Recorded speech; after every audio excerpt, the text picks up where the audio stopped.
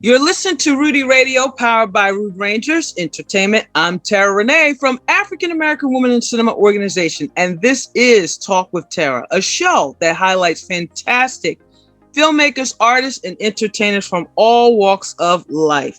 We're committed to introducing you to individuals and organizations and projects of which you're not necessarily aware, and we do this with the intention of uplifting, empowering, and enlightening you. If you can, please share this episode on all your social media. And we'll love it if you text your friends and ask them to tune in. Today, I am pleased and honored to have a fabulous guest who is a powerhouse. And she is the founder of this incredible organization called I Am the Color of Beautiful. And yes, she is. Ladies and gentlemen, please help me welcome the founder of just a strong organization, Miss Karen Moore. Hello, Miss Moore. How are you? I'm wonderful, Terra. Thank you so much for having me. I tell you, it is a joy and my honor to have you.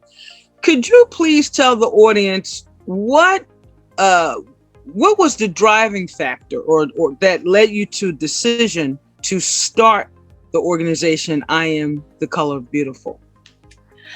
I am a performance poet, and I specifically do spoken word theater productions. So I have a spoken word theater production called Poetic Blues, A Sister Story. And there is a particular blues. We talk about all types of blues that Black women face, but particularly when I would do brown skin blues, I saw how women would react to it and how they said that they didn't really know that people were feeling that way, the same way that they were feeling, that other women were feeling that way about brown skin blues. So that led to the creation of I Am the Color of Beautiful, specifically to help deeply melanated women of color to really understand how beautiful they are, to embrace their beauty, to explore their beauty, and to do that in so many different ways through creative writing and spoken word. And I know you know about doing it through film and how we are beautiful, and we need to be able to embrace that and show it to the world and own it. Yes, that is so true. And it's interesting that you said that there were members in the audience as you begin to share that it really struck out at them. There's so many hidden areas of pain, if I can position it that way, that a lot of humans face that on a constant basis, that is not being addressed. And, just because someone don't understand it, that does not mean it's not a real thing. Right. And I tell you, one of my understanding of really recognizing that this type of situation exists pain-wise was when I wrote co-author. I was one of the actually contributing author to a book called The Impact of African American Women and Girls that Michelle Obama had. And so I wrote about just the idea of her being our former first lady and the brown skin first lady. Yes. And when she was in power, all of a sudden I had different looks in a more positive way that I didn't really pay attention to before. And I just found that interesting when I sat back and reflect on that as I was writing that. I mean, did you notice any bit of a difference when First Lady Obama was in power? Absolutely. I believe that she gave a whole new presence to the beauty and power of deeply melanated women. I think that especially because, like you say, of the position she was in, being the First Lady of the United States of America, where we have so many of these different isms and issues and things, to see her in that light meant so much to deeply melanated women and how much it means and meant to deeply melanated girls. who are coming up to see such a powerful woman who had such an aura about her and such a grace about her that allowed deeply melanated women to be seen in a whole new light. Because so often, we're seen in a different light. When they say the angry black women, the angry black woman, it's usually the deeply melanated woman that is the angry black woman. She's the one going off on everybody, and she's the one that is, sometimes so overly sexualized, and, many times that she's the hooker in the movie and all those kinds of things. So to see her with all this grace and beauty and in such an esteemed position within this country just was wonderful for deeply melanated women and for our girls. I agree. I am a firm believer in divine timing. And it was just amazing to me that God had her be our first lady for such a time as that, and now still is. Because like you said, we were so stereotyped, and it just carried out in a lot of things, in film, in a lot of things. So that was amazing to have that switch. Can you tell the audience some of your journey in that, again, brought you to the starting of this organization? I experienced colorism fairly young. And I remember, I think it was like 7th grade or something. And there was this boy, Johnny, that I wanted to have lunch with. So I went over to him and I said, Johnny, can I have lunch with you? And he looked at me and he said, you're too dark. So as a young girl, I was kind of like, well, what does that have to do with anything? I didn't get it. So, I had a wonderful father, thank God, who, was able to tell me how beautiful I was and to help me to understand that. But still, I can honestly say I didn't experience it within my family. My sister is light skinned. And I didn't experience it within my home. I can honestly say I didn't have that experience within my home like so many women have had within the home, within the family. I didn't have that. But as I grew up and I got older and I started going to, you start going to dances and you start going to parties, and usually I wasn't the one who was asked to dance, or I wasn't the one who was asked out on dates a lot. My lighter skinned girlfriends were. They were the center of attention. The lighter skinned, my lighter skinned girlfriends, so that brought me, I began to remember what my experience was coming up with colorism. And, colorism it's interracial as well as intraracial. And many times even other cultures that look at us, the closer you are to having, to being closer, the closer you are to being white or to having white features or European features, those are the women that are considered beautiful. Those are the women that are considered desirable. Those are the women many times that are considered intelligent or valuable or worthy of attention or worthy of being in certain spaces even. So I began to see how that was affecting women who look like me.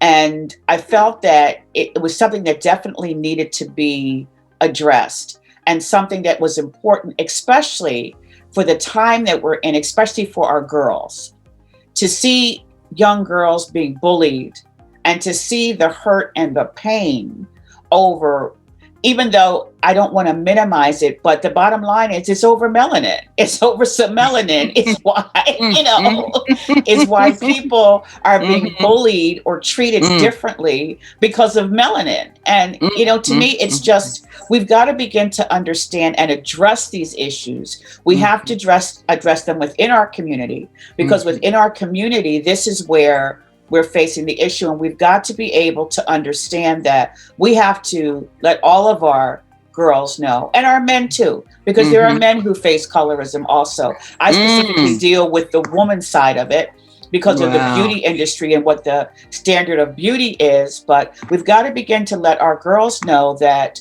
They are beautiful. We're all beautiful. Yes. And we've got to begin to understand that it's important that Mhm. all of our girls see beautiful images, and that those beautiful images represent all of our community, because our community has such vast hues.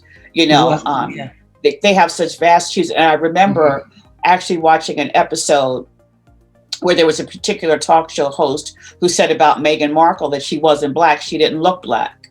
Well, what is look Black? You know what I'm saying? Because we have a wide range of hues because of how our history has evolved. Right. So we've got to be able to tap into everyone is beautiful.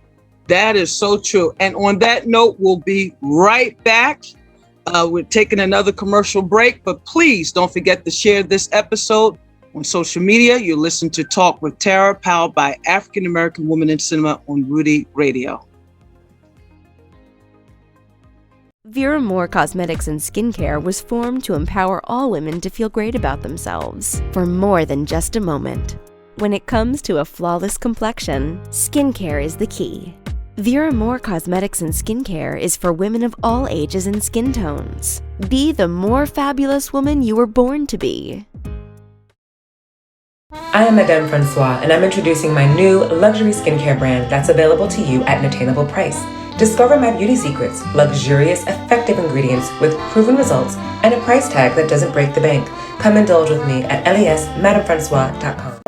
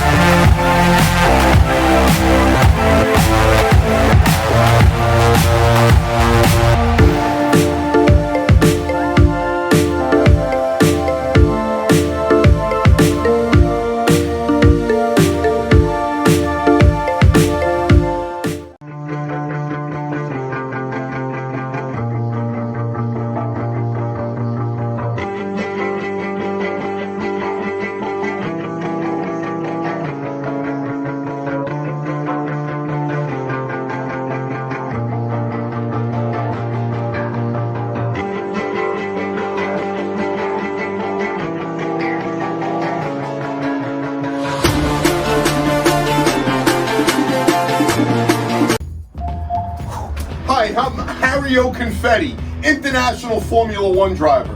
I sped to get to Long Island Telecom before they closed. I need to get one of these fantastic deals that Long Island Telecom has, because you can't beat the price anywhere else.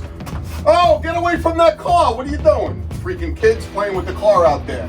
Anyway, I'm glad I got here. Wait, what do you mean you're closing? I got to come back tomorrow? What's your number? 631-833-9679? Oh, stop writing me a ticket.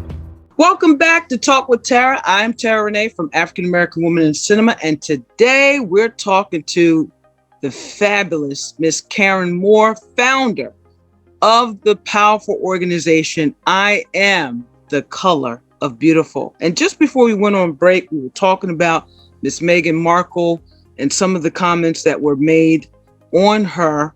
And it's very interesting, Miss Moore, this whole dialogue. I recently start reading some of what have been discussed about Meghan since she married into the royal family. And I find it fascinating because she has a Black mother who is brown skinned. Yes. Yes. Yes. Very brown skin. Yeah, very brown skin, very confident. Yes. And, and it appears, Miss Moore, that's a problem.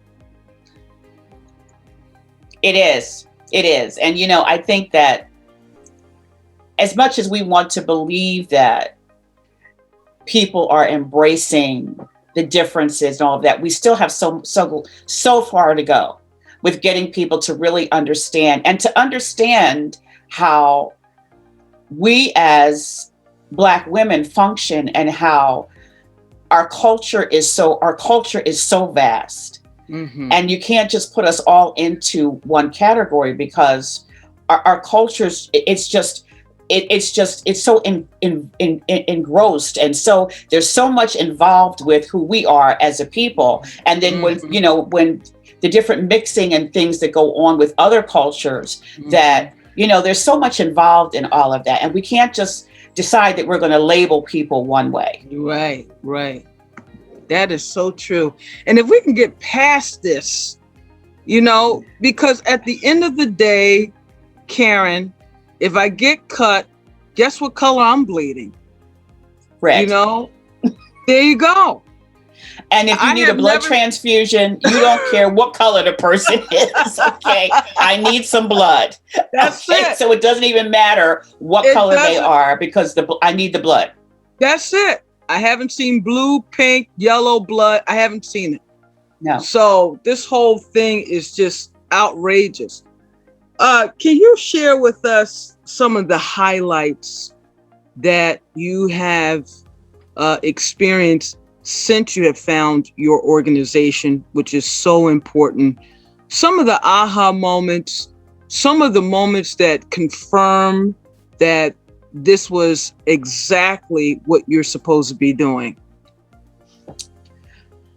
I would say being able to see women's lives affected by the things that I've said, the words that I've spoken, the performances that I've done, and to be able to hear women say, "Thank you. I didn't know that anyone knew exactly what I was going through or what I was feeling," because many times we don't want to talk about.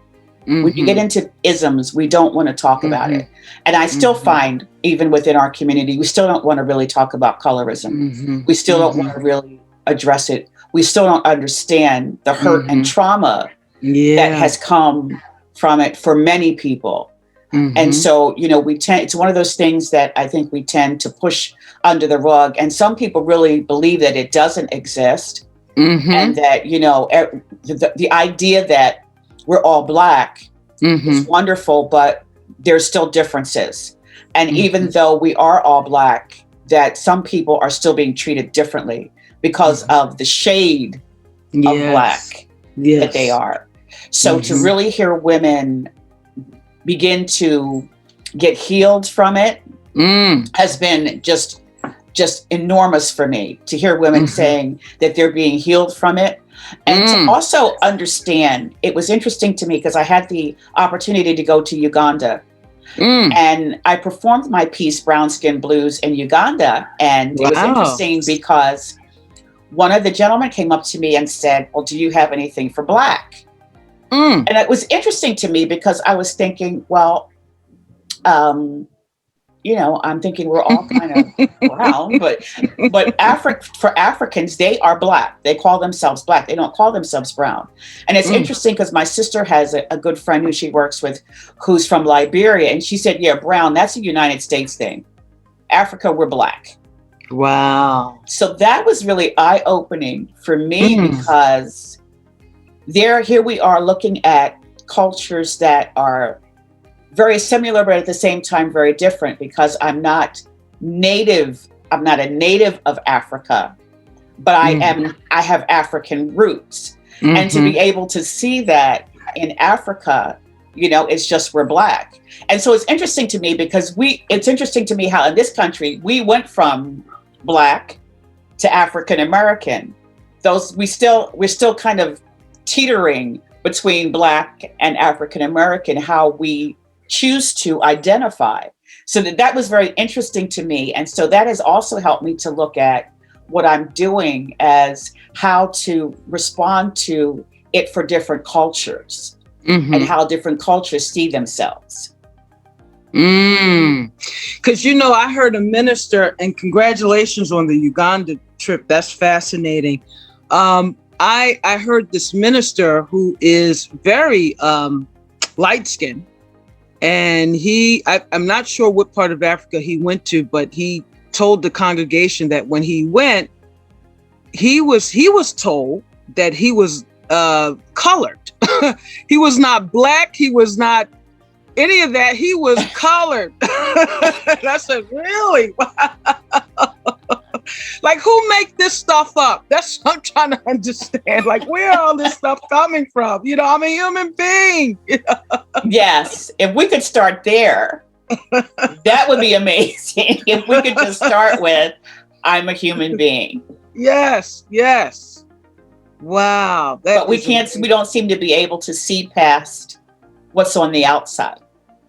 And we don't decide to have conversations and get to know what's on the inside. We just judge by what's on the outside. And many times when you have a conversation with someone, you will find that what you thought or who you thought they were, when you started having a conversation, you find out that they are not at all what you in your mind decided they were prior to the conversation. It's true. It's true. And you know, I'm reading some textbooks, and they're talking about the power of perception and how all this been shaped through culture, through family, and just watching just imagery in the media.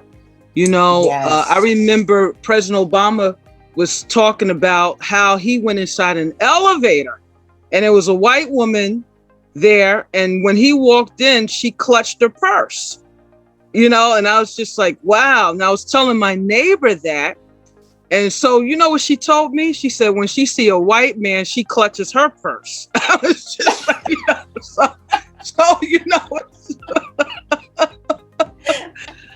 you know, all these things is, you know, I think it makes life unnecessarily complicated because, you know, you're paying attention to all these distractions where you can really have a great qualitative life. Like you said, just meet the person. Yes. Get to know them, and you will find that you may really like them and have some synergy there and be able to go the distance.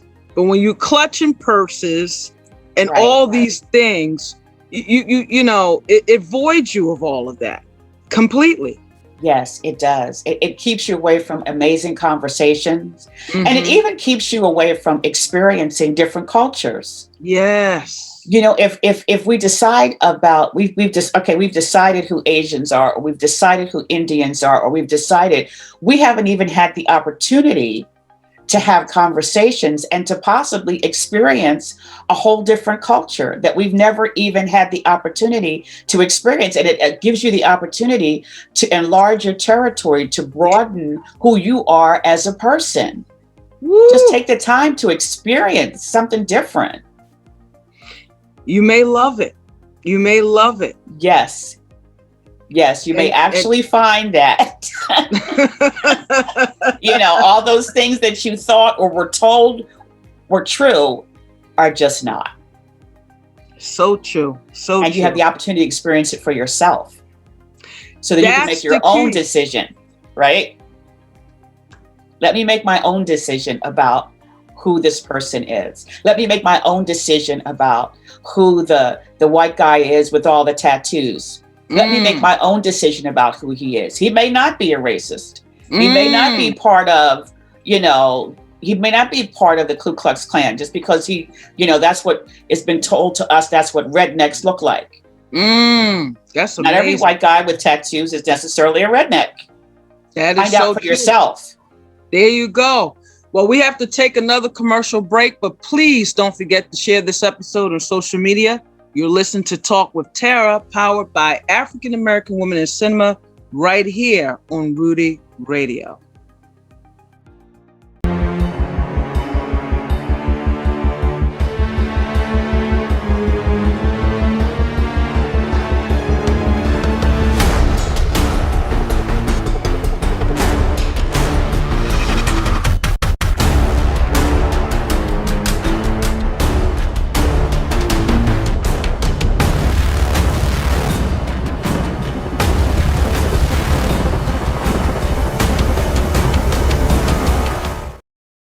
I am Madame Francois, and I'm introducing my new luxury skincare brand that's available to you at an attainable price.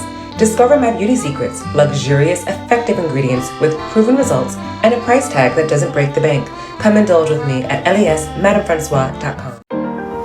Hi, I'm Dan O'Shea, Executive Director for Maureen's Haven Homeless Outreach. It is our mission to support the homeless in our community. We provide an emergency winter shelter program, a day center, and support services to help the homeless in our community. With your help, we can continue to provide services so critically needed to the homeless in our community.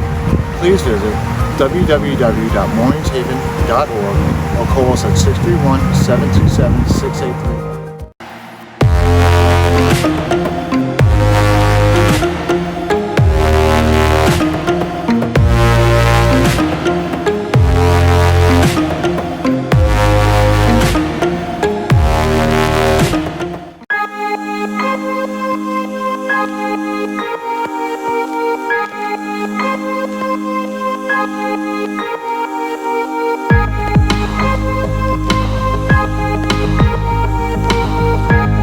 Welcome back to Talk with Terra. I am Terra Renee from African American Woman in Cinema, and today we're talking to the founder of I Am the Color of Beautiful, Miss Karen Moore. And before we went to break, we were talking about going beyond what it looks like. Miss Moore.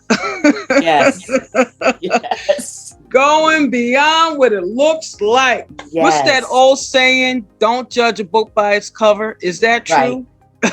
That's true. That's true, because what's inside may not be what the cover looks like. You know, sometimes you get a old book, the cover's torn, you know, the pages are dog-eared, but man, that was the best book you ever read. That is so true. That is so true. Miss Moore, what are some of the films that you've seen that dealt with this issue of colorism?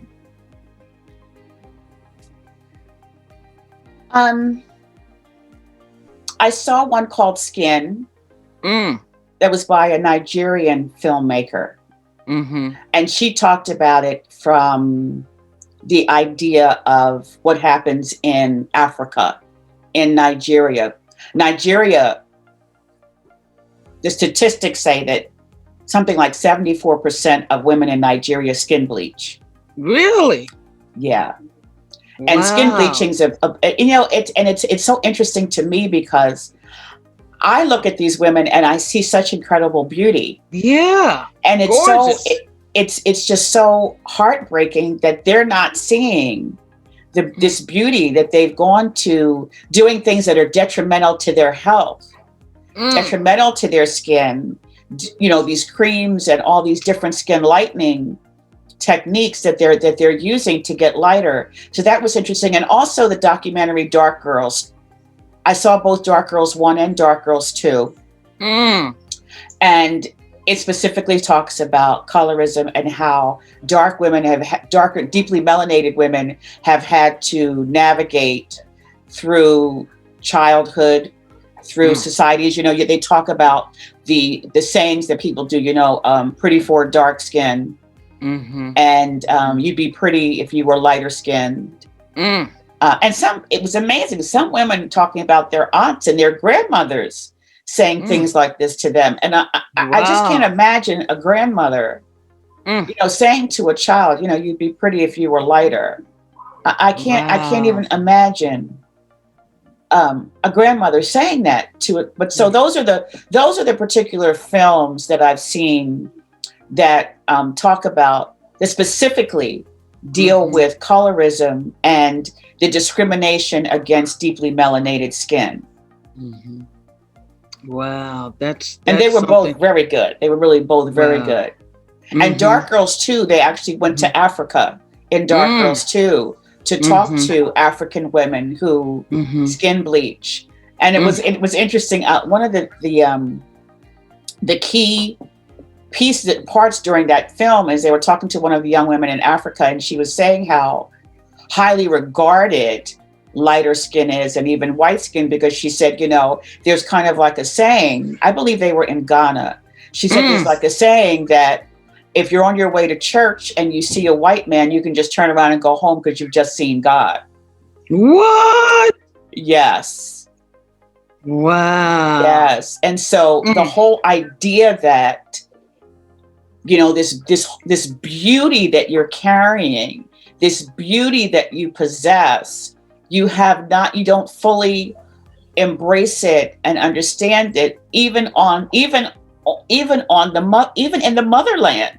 I mean, you know, we're talking about the motherland where you would imagine that, you know, we're mostly, so many of the people are deeply melanated, that, you know, there would be a certain embracing of that, but even there, women haven't been appreciated for the beauty that they possess, and that whole idea of beauty is white skin. So Miss Moore, how can we start letting these young girls know? Because I remember seeing a portion of one of the films that you just made mention, and what almost made me, well, actually, truthfully, it drove me to tears when the teacher, I believe she was a teacher, and she showed this little girl a chart of these little drawings of girls in various shades of color, from darkest to lightest. Little girl, she says, point out which one is beautiful. And I was floored to see this little girl pointing out the lightest illustration of this demonstration. And I was just in shock. I was in shock. And she was a beautiful, beautiful, she looked like a doll baby, this young little girl. How can we, Miss Moore, start letting these young ladies know that, first of all, God gave them this color? You know, we didn't have a choice. God gave us this color, and I'm grateful. I'm extremely grateful. Yes. How can we start letting them know that they are beautiful as is? I think that it first of all starts so much with imagery, and the images that are shown and the images that are considered beautiful.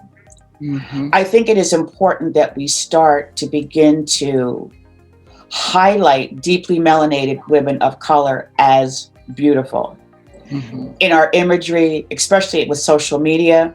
And I think that it is so important that girls begin to see that we say, Michelle Obama, look at how beautiful she is. And it's important that the media begin to hold the media accountable, hold Hollywood accountable for what they are saying is a beautiful Black woman. It's not just Halle Berry. You know, it's not just Alicia Keys. It's not just Beyonce. You know, that Lettucey is beautiful too. Fantasia is beautiful too. Viola Davis is beautiful. Regina King is beautiful. We've got to begin to show our daughters, our young girls, that this is what beauty is. And we've really got to begin to hold these Hollywood, the beauty industry, all of that accountable. You know, I believe it was, well, I'm not going to say because I'm not sure, but there was a particular beauty brand that had Lupita Nyong'o. They featured Lupita Nyong'o. And so, you know, and that was wonderful, but then it seemed like that was it. You know what I'm saying? Here's Lupita, here's your girl for the year. That's it. You know? So, you know, we've got to begin to hold the beauty industry. We've got to begin to hold mainstream media. I know that, you know, Black media, African American women in cinema is doing so much to highlight the beauty of all of us. We've got to begin to also hold mainstream media accountable for not dictating to us and to our children what beauty is. We get to determine that. And you need to be really understanding where we're coming from. And we have to start holding them accountable to saying, you know what? Viola Davis very, very candidly said, why can't I be the love interest in films? You know, why can't I be the sought after woman in films? And, you know, we have to begin to see that. We have to begin to, and it's wonderful because the one thing I love about African American women in cinema is the idea that, we're creating our own films, we're creating our own media. And that is so important to be able to do that and to be able to grow that and highlight that so that it's not just mainstream dictating to us and to our children what's beauty. That is so true. Miss Moore, as you were talking, I was thinking maybe we should start a campaign, a social media campaign for the week that can just, highlight it. Now, when social media came out, I had no idea, how many days that was highlighted during the year. It's like, oh, it's Grandpa Day. I've never heard of that.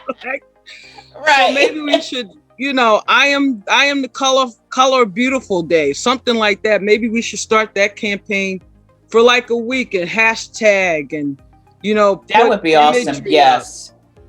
Yes, because imagery is so important. It's so important. It's what drives our lives so often is what we see in images. And when we're not seeing ourselves positively, positive imagery, positive TV shows, positive film about Black women, about deeply melanated Black women, our girls are not going to begin to understand and embrace how beautiful they really are if they're not seeing themselves. We have to see ourselves. It's that reinforcement, that positive reinforcement. And that's been the issue. They kept being reinforced negatively. Right. And then, and then once that keep going and then it just expands. And so we got to break the cycle. How about that, Miss Moore? Well, we have to take another commercial break, but please don't forget to share this episode on social media. You're listening to Talk with Terra, powered by African American Women in Cinema, right here on Rudy Radio. It's all about humanity.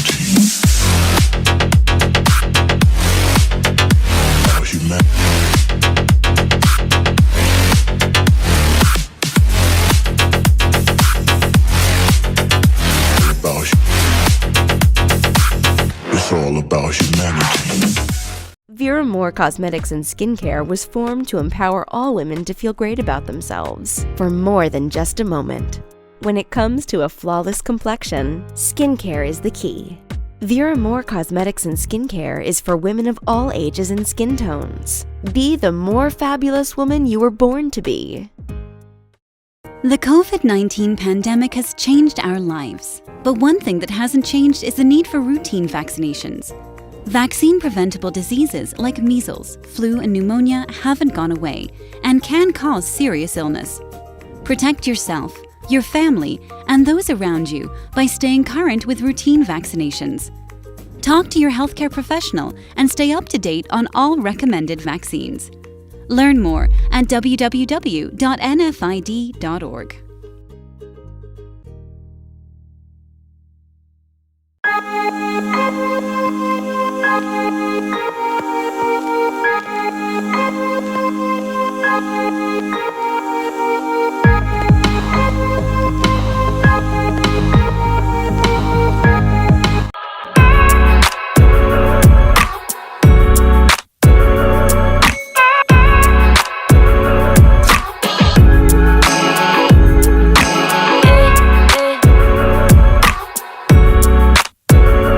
Welcome back to Talk with Terra. I am Terra Renee from African American Women in Cinema, and today we're talking to Miss Karen Moore, founder of I Am the Color of Beautiful organization.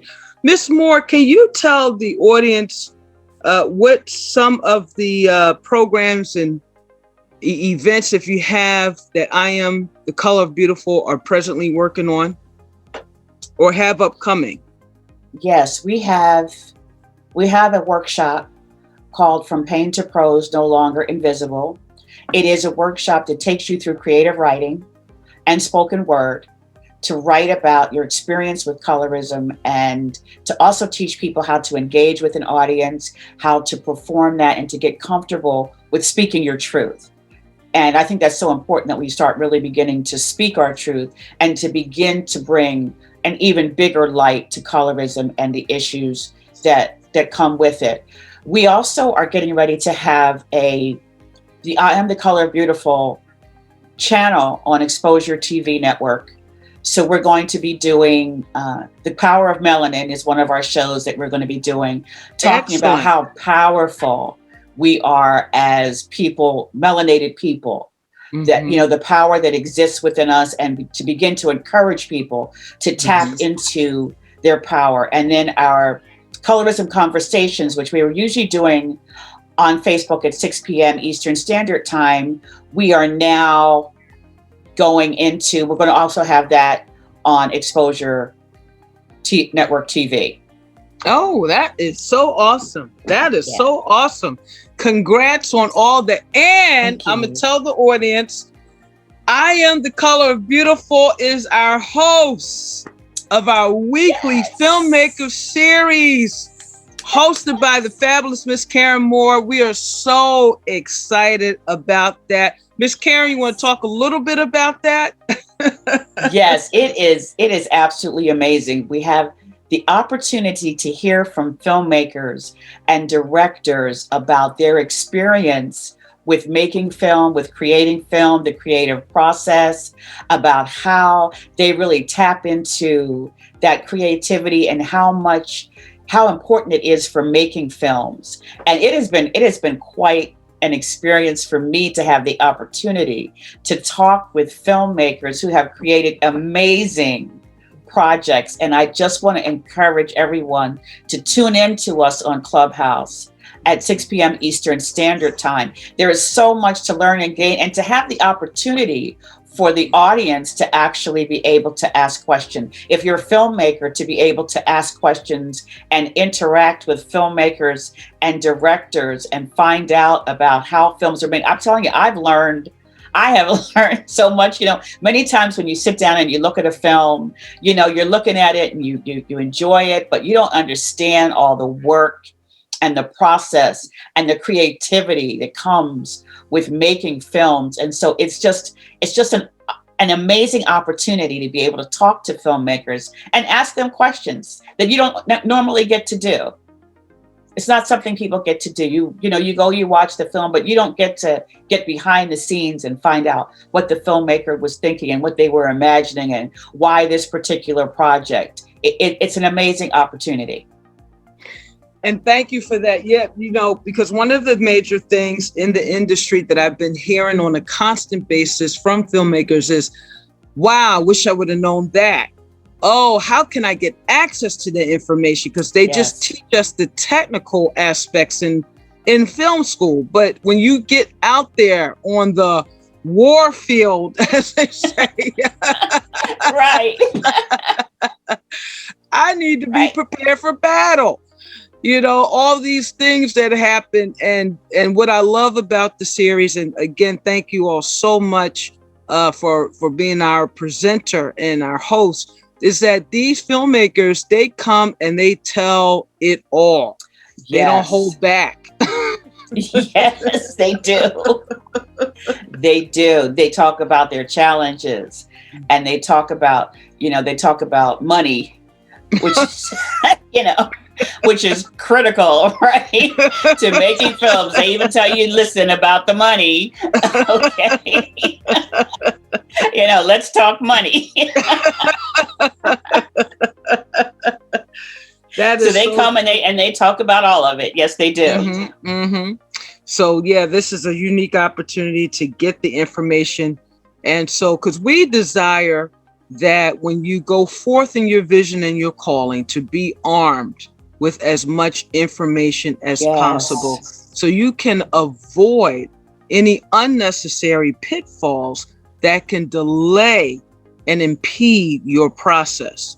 So that's why we are here to do it, and happy to do so. Miss Karen, could you tell the audience how can they follow you on social media, and what is your website, and how could they contact you? We are The Color of Beautiful pretty much everywhere. Color is spelled COLOUR, because you are beautiful. thecolorofbeautiful.com is our website. We are The Color of Beautiful on Facebook and Instagram. And so you can follow us on all of those social media platforms at The Color of Beautiful. Would you like to share your website? thecolorofbeautiful.com. Okay. Excellent. Yes. And if someone like to join, do you have membership yet, or that's in the works, or how could someone be a part of your organization? Membership is in the works, but you can contact me at info@karendmoore.com. If you have any interest in, doing anything with us, we always welcome as much help as we can possibly get, but if you go to the website, you can contact us through the website. You'll see the different things that we have. We have some products, we have some digital products and things. And so you can contact us through the website and be able to be a part of our workshops and, engage with us also on social media. That's great. Now I know that we started at the top of this program, you talking about doing work in Africa, but I see this even going beyond that, because this is a worldwide matter that should be dealt with. I even see you in, believe it or not, Australia. I see you in Ireland. Even though I went to Ireland, I was pressed to find some that looked like me, but what I found, it was a lot of open receptivity towards folks like me. And so, the each one teach one is a very powerful tool. And even those who may not look like us, if they understood some of the psychological issues that accompany what some of us, have experienced, I think there'll be a level of sensitivity and willingness to certainly want to, do things differently. So I see you going to other countries and, really bringing this home. So there's an understanding, because one thing that has the power to drive a wedge and division is ignorance. Yes, it is. Yes, it is. And it's very important that people be educated, that we've got to educate. We've got to educate within our families. I was talking to someone the other day about this, about the generational thing, that the generational cycle of colorism within families. And, we do have to be respectful to our elders, but, even if you have to tell grandma, grandma, we just don't talk like that anymore. And, we want to, all make sure that all of your grandchildren are being embraced, that all of your grandchildren and, our families are getting so more and more diverse as time goes on. So, you've got to begin to become so much more loving and accepting of everyone in your family, that is going to start looking a whole lot different as we continue to go forward, because I think that the generation under us, the millennials and the generation under them, I think that they are branching out and marrying interracially, interculturally, all of this. So we've got to begin to start understanding that our children are going to start looking a lot different. And we got to be ready for, how different our children are going to be looking, and embrace them, because they still are our blood. They're babies. And we want to be able to bring them up to be positive, encouraged, beautiful adults. That is so true. And what are some of the words of inspirations that you can leave with our audience as it relates to this whole matter? Well, our tagline here at The Color of Beautiful is, we say it loud, we wear it proud. I am the color of beautiful. That's how we do it. We say it loud, we wear it proud. I am the color of beautiful. Yes, ma'am. Yes, ma'am. That is awesome. I'm going to be saying that all week, all month, all year. I hear you. Awesome. Well, I don't know where the time went, but they're telling me that I have to go. We have to go. Thank you so much, Miss Moore, for being a part of the show today. Truly enjoyed having you on as a wonderful, powerful guest. Very inspiring, very encouraging. And thank you so much for listening to Talk with Terra.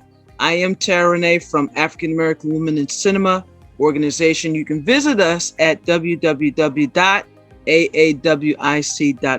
You can also follow us on Instagram and Twitter and like us on Facebook. Talk with Terra is made possible by Rude Rangers Entertainment. Our creative director is Rudy J. Breedy. Please don't forget to like and share this episode with as many people as possible. We sincerely appreciate you joining us today and wish you continued peace, blessings, and prosperity. See you next episode.